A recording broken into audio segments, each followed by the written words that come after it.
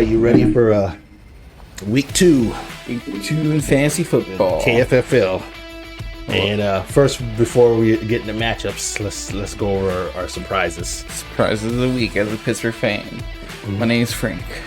Love my Pittsburgh Steelers. Did not say Deontay Johnson becoming the best receiver in week 2 coming up right now. What do you mean the best receiver? All on the team, not everywhere. It's like Juju hasn't showed up in the last 3 years. Chase Claypool was there for the first 10 weeks last year, but Deontay Johnson's picking up the slack.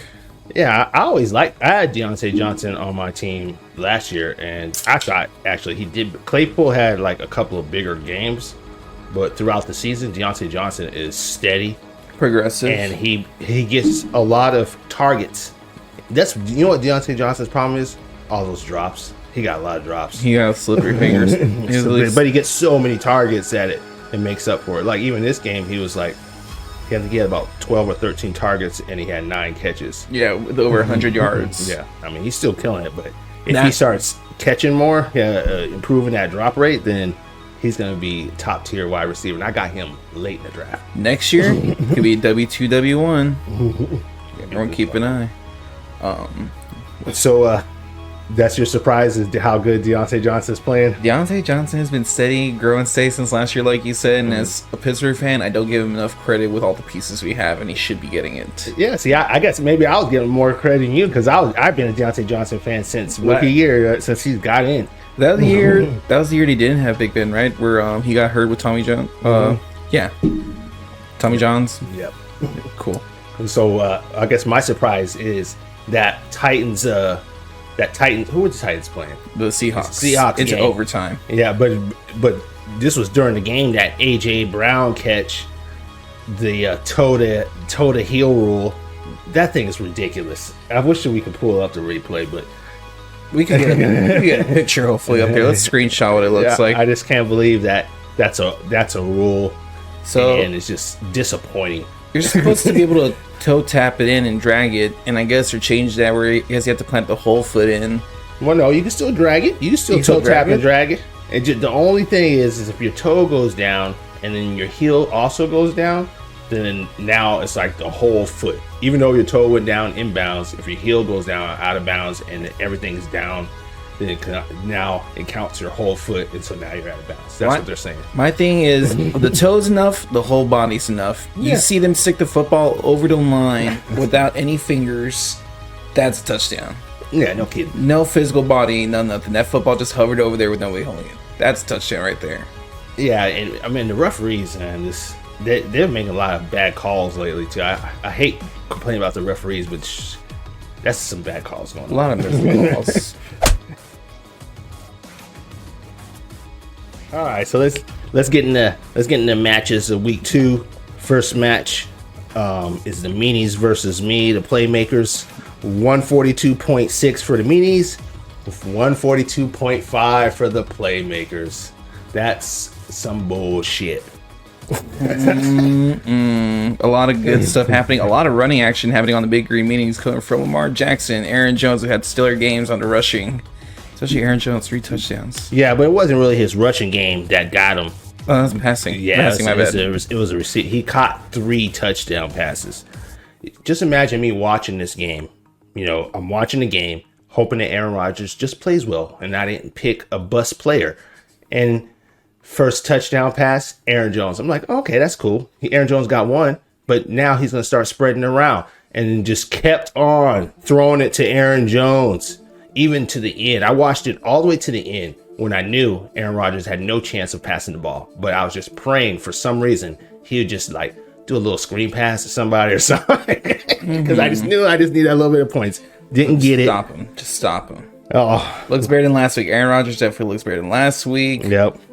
A lot of players still steady on this roster right now between both teams. Tom Brady's looking steady. Tyler Lockett's looking steady. Cooper Kupp looking awesome with the Rams. The new transition of a new quarterback. Yeah.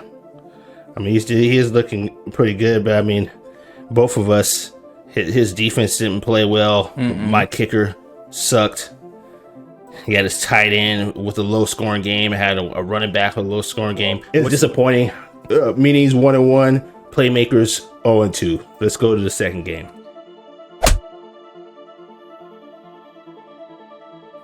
Second game, talking about the Bounty Hunters, going to get Mike's Mafia winning with 126.9 against 103.2. Yep. So Hunters moves up to 2-0. So yeah, there's only a few 2-0 teams, and then Mike Mafia 1-1, which is majority of the league right now. No players cracking over 30. Patrick Mahomes, Kirk Cousins looking great, even though the Vikings did lose that game. I mean, it doesn't matter. Kirk Cousins is playing decent. Yeah. Anything that's left to be desired. Was Teddy Bridgewater's a surprise this year? He's playing so well. I didn't even know he was on the Broncos as a starter. We talked about that. That was still Drew Lock. Yep. And he went from the Panthers last year there. But look at the defense. That's what was a really big difference. Mafia's 0. You'd never want to get a 0. I know how that feels. You gotta get some points. And then Buccaneers 14.5. That is a lot. In our league for defense, like getting over 10 points is like a monster game. That Buccaneers defense, pretty steady, pretty good. And then his kicker got 17. Matter of fact, his special teams won him this week. Between his kicker and his defense, they scored so many points.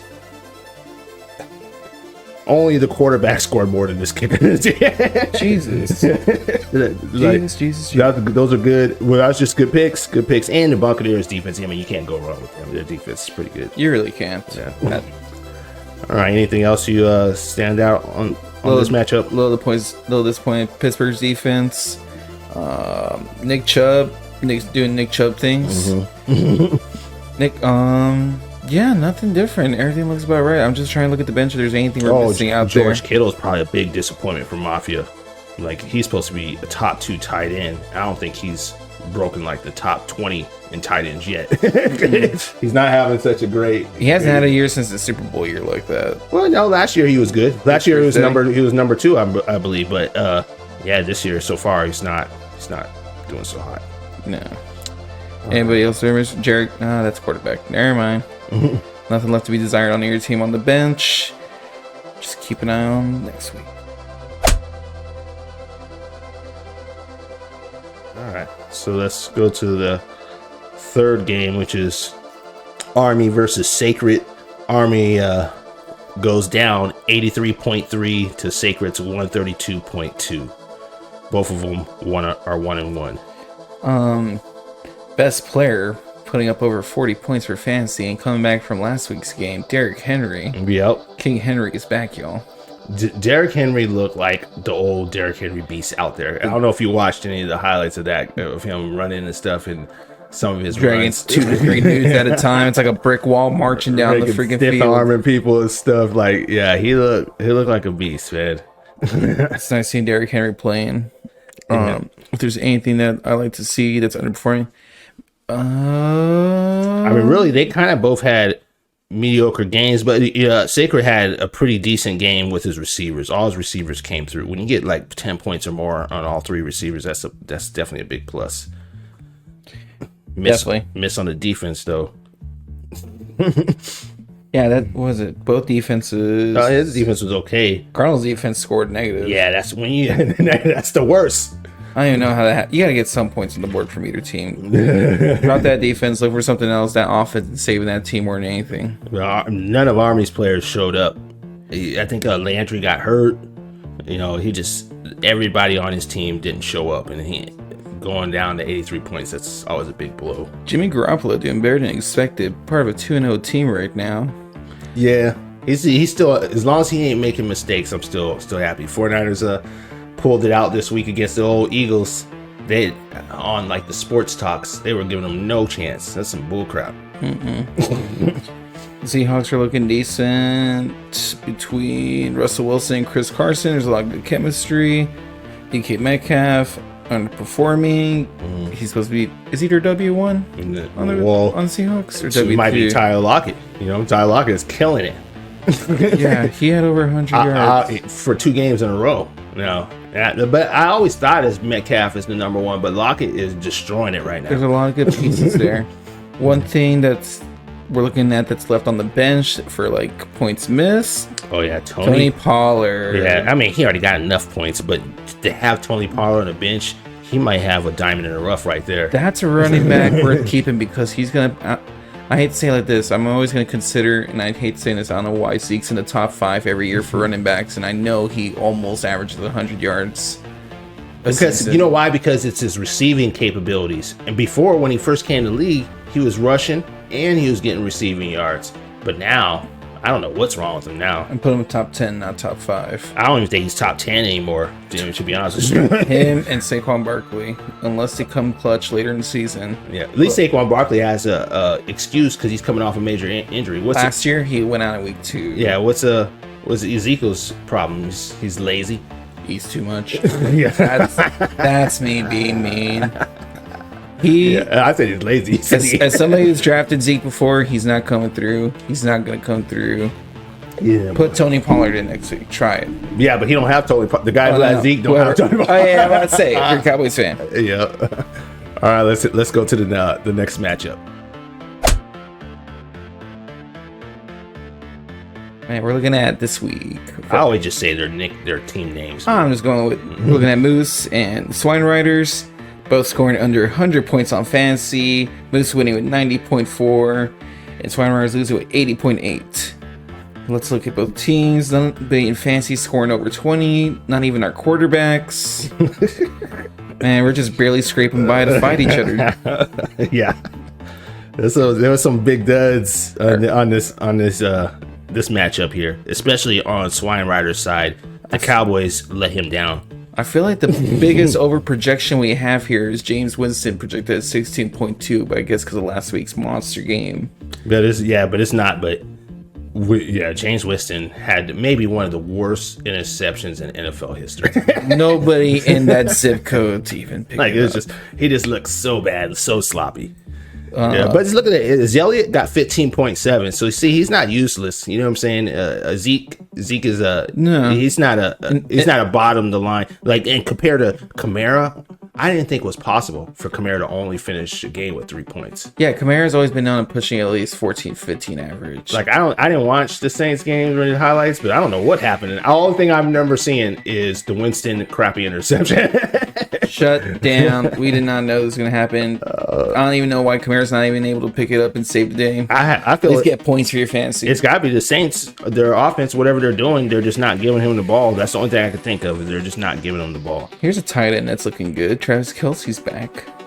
Looking great. Well, who has Travis Kelce? Right over here on the Swine Riders, put up 16.9 points. I think that's their leading scorer. That's not a quarterback. Yep. Next to Mike Williams on the Chargers. Only wide receiver to get over 10 points probably in that game because Amari Cooper had only 2.4. Dak Prescott had a bad passing game. Justin Herbert had a bad passing game. There's quite a few bad passing games going on here.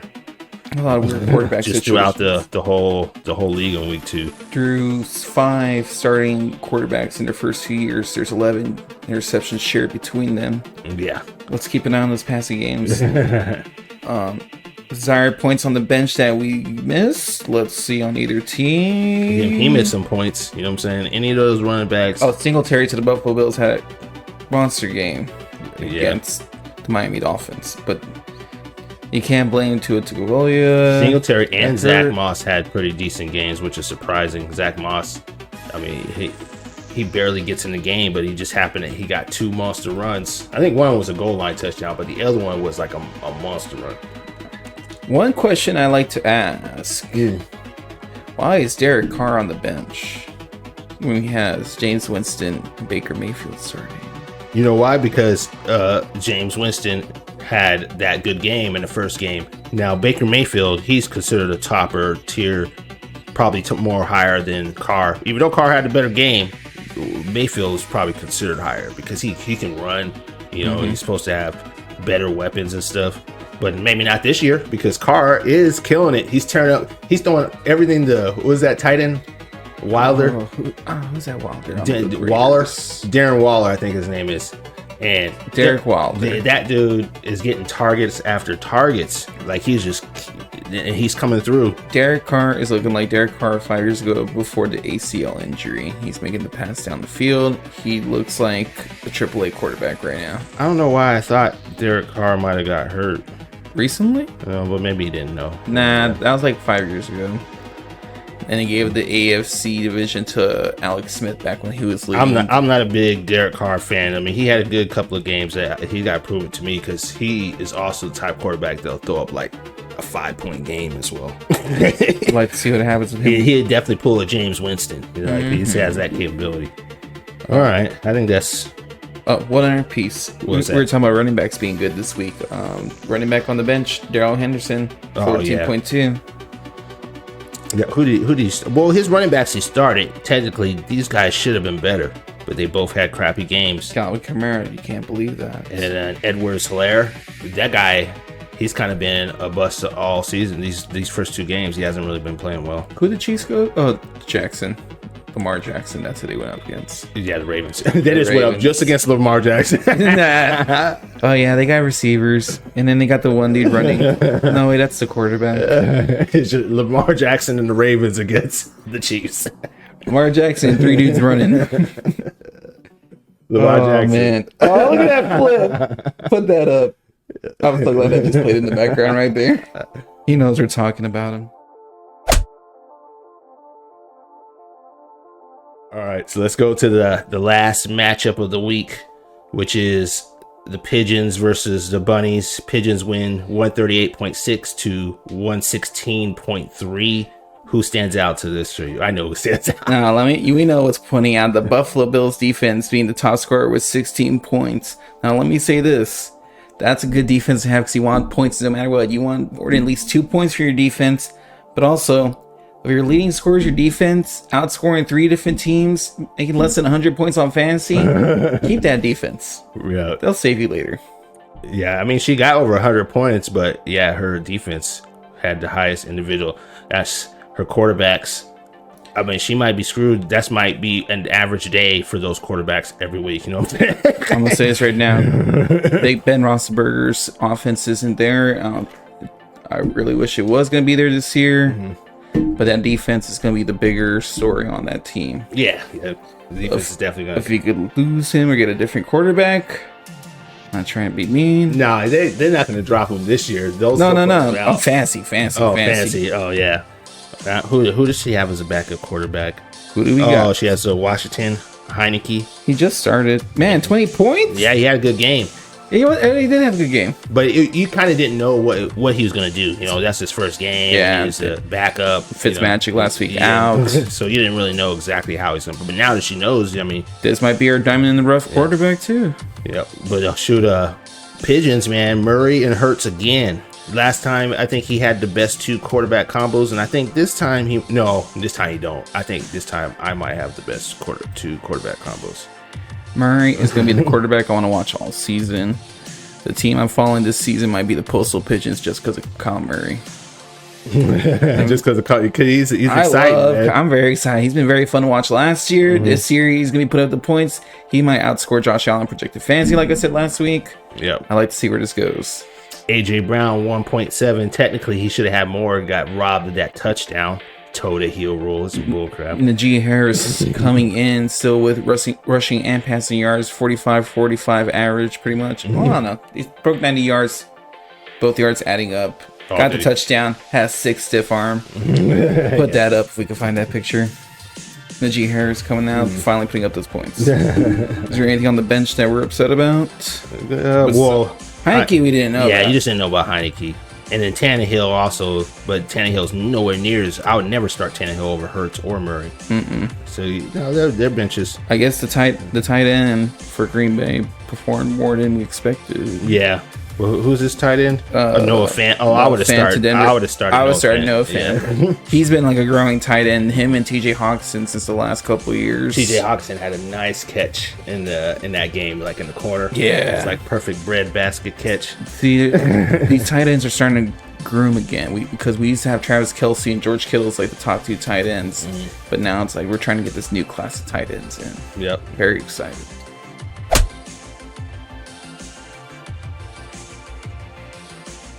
All right, that's it for the matchups. Anything particular you wanted to talk about in the? Oh, I don't know. That's right. Oh, I forgot. We got to go over the MVP and the dogs. MVP of the week. So whenever MVP of the week is whoever scores the most fantasy. King Henry is back. Crown it. Throw the crown on him. King Henry made over 40 points this week. 41.7 to be exact. Coming back from a really horrible game against Was it Arizona Cardinals last week? Yep. I mean, he was just doing it on the ground and in the air. He was just killing it. Dragon dude. And now the dog of the week. Remember, it's the person who scores, who gets the lowest or the biggest margin. Yeah, biggest margin drop from their projected score, and that is Dak Prescott. Dak Prescott is back. He's projected to score 20.2, and he only scored 7.4. This week we have a lot more better expectations out of Dak Prescott, but this week's against the Chargers, I don't know if it was just a hard defense. He actually played well. It's just the running game was working, and Dak Prescott, I think his quarterback rating was pretty up there. It was almost like 100 quarterback rating. He didn't throw any interceptions. He didn't fumble. It's just he just didn't throw touchdowns, and he didn't throw a lot of yards. And so, for football purposes, he actually had a pretty decent game. Fantasy purposes, yeah. So there you go, MVP and the dog, Dak Prescott. And who owns Dak Prescott? That's what I should have put. Oh, Swine Riders. So now it's me and Swine Riders. I was the first dog. Swine's the second. And then who owns Derrick Henry? That is sacred. Nothing is sacred. I was like, you got the MVP of the week.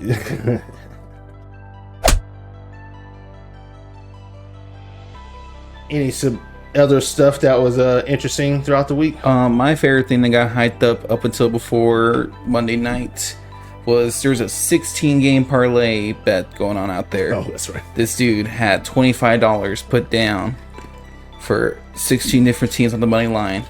Would have won over $700,000, and the team that he needed to win last night was the Lions. That's where he messed up, in my opinion. Yeah, there's no faith. I think the Lions take pride in losing, and the fact that they would have won that game, they're not going to let a man have $750,000. Yeah, and the Lions are just... That's such a dumb bet. Not it. It's I can't believe he picked 15 of them right, and the one he got wrong was so obviously wrong. America was everybody was writing on this. I don't know if y'all saw this. That was the bet of the week. I was like, damn. Could cash out a lot of money if that would have went through. But guess what? Aaron Rodgers is back. He doesn't look like that bum last week. Yeah. All right, man. Well, I guess that's in week 2. I'm still pretty bitter about a 0.1 loss. You know what I was praying for? You know how in the morning sometimes ESPN will do corrections? Shut up. You're playing for that. Get out of here. I was praying for the corrections. Yeah, we're going to correct the Super Bowl results next week. Get out of here. They do that sometimes. Some nights they get the stats wrong. And I was like, maybe they got a stat wrong. And I'm going to get that 0.1 point and beat Meanies like I'm supposed to. Don't forget to like and subscribe.